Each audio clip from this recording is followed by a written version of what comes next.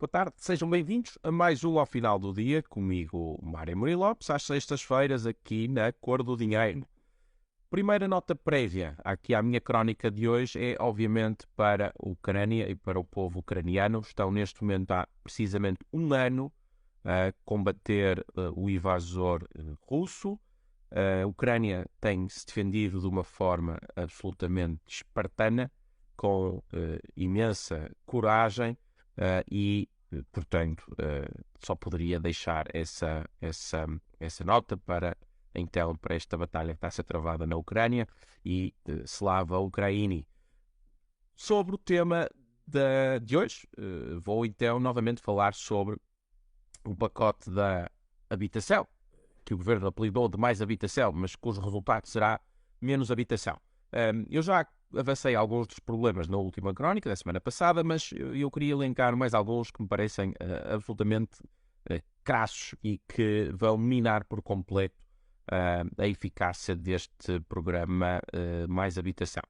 O primeiro tem que ver com o facto de isto ter sido uma violação flagrante da autonomia dos municípios, daquilo que foi iniciado há alguns anos do processo de descentralização e de transferências de competências, por vários motivos. Primeiro, o governo proibiu, tocou o alojamento local e, portanto, agora, com exceção das cidades do interior, municípios que considerem, que achem que os seus municípios legitimamente queiram continuar a ter alojamento local em algumas zonas da cidade, estarão agora barrados de o fazer. Portanto, isto foi aqui o longo braço do Estado Central a sobrepor-se e a esmagar a vontade dos municípios. Por outro lado, há também uma intromissão fiscal.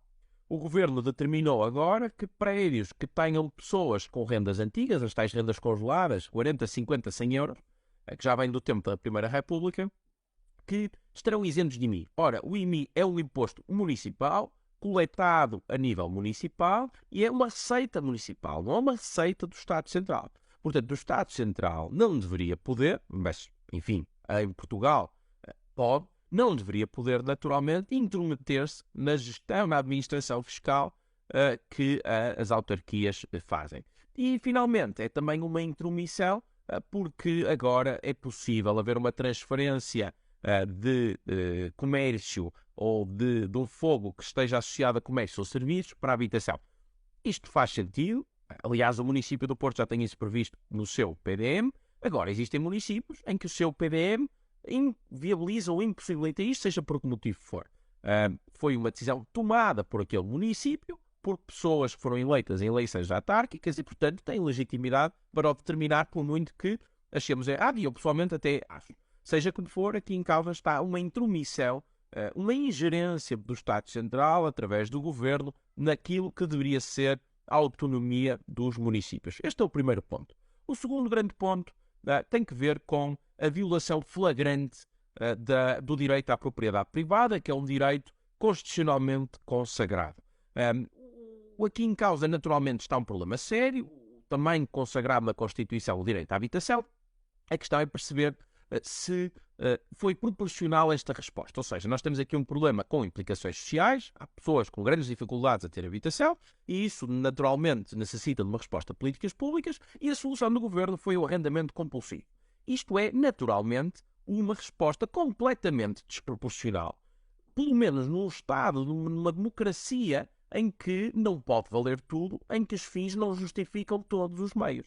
O Estado dispõe de coleta própria, o Estado cobra, é bom recordar, 50% de toda a riqueza gerada no país em impostos. Portanto, tudo o que é gerado no país, 50% em impostos. Portanto, o Estado tem os meios, tem os mecanismos para prover, se necessário, habitação pública. Não pode fazer de Estado social à custa da propriedade alheia. Não pode ir agora, compulsivamente, arrendar propriedade que não é sua para cumprir uma função em que o Estado claramente falhou.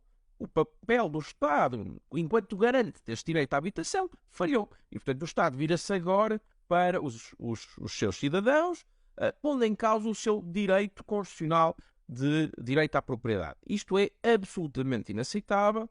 Certamente será declarado inconstitucional, e mesmo que não seja, mesmo que não seja uma questão jurídica, é certamente uma questão moral. É ilegítimo que o Estado possa fazer isto, é completamente desproporcional. Obviamente existem motivos de força maior que justifiquem, mas este não será certamente. Depois, este mesmo Estado que quer agora virar agente imobiliário está há 20 anos para tentar inventariar os seus próprios imóveis. Ouviu bem? O próprio Estado que quer agora entrar pela casa das pessoas adentro não sabe quantos imóveis tem.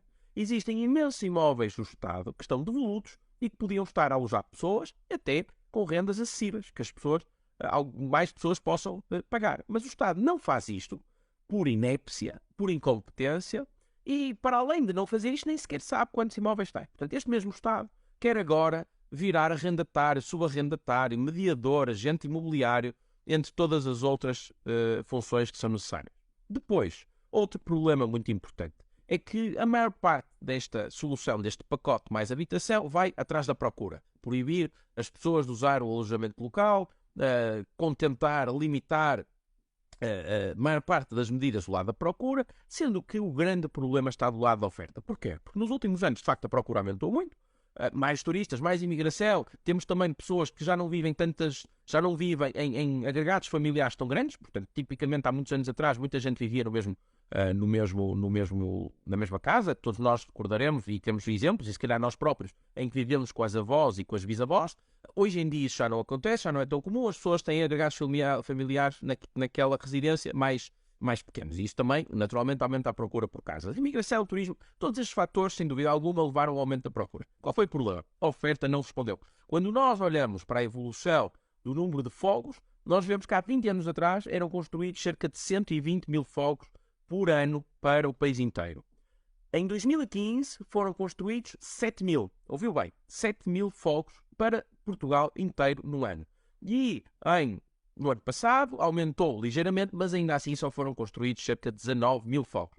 Portanto, estamos a falar de uma queda de 84% comparativamente com aquilo que era feito há cerca de 20 anos. Ora, claramente a oferta não respondeu aqui ao aumento da procura. Portanto, aquilo que o Estado tem que fazer não é tentar atuar do lado da procura, tentando limitar o turismo, ou seja, o que for, mas sim garantir que temos condições para aumentar a oferta, acelerando os licenciamentos, baixando toda a fiscalidade que impacta a construção, etc, etc.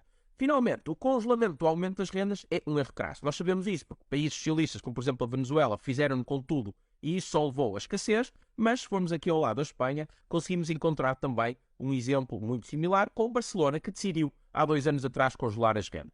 Ora, o que é que aconteceu?